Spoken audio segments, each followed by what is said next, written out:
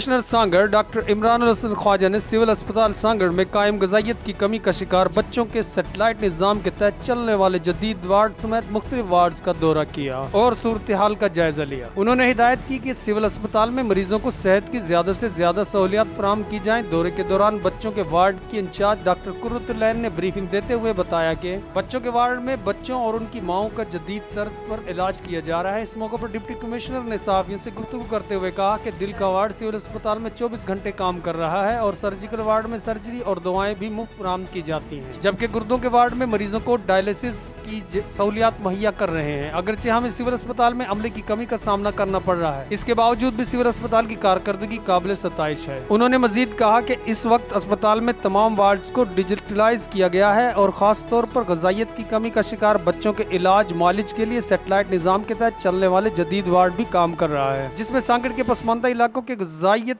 की कमी का शिकार बच्चों और उनकी माओं का इलाज किया जा रहा है। उन्होंने कहा कि जिला भर के अवामुल नास को सेहत की सहूलियत फराहम करने का अज़म किया है, जो हर सूरत हाल में मुकम्मल किया जाएगा। इसके अलावा जिला के दीगर इलाकों में भी तमाम सेहत मराकज़ को फ़ाल बनाया गया है, जो बेहतर काम कर रहे हैं, जबकि वो ज़ाती तौर पर उन तमाम मराकज़ की निगरानी भी करते रहते हैं। इस मौके पर civil surgeon doctor Shagufta Abid, district manager PPHI Umar Bajwa और महकमा सेहत के दीगर हुक्काम भी मौजूद थे।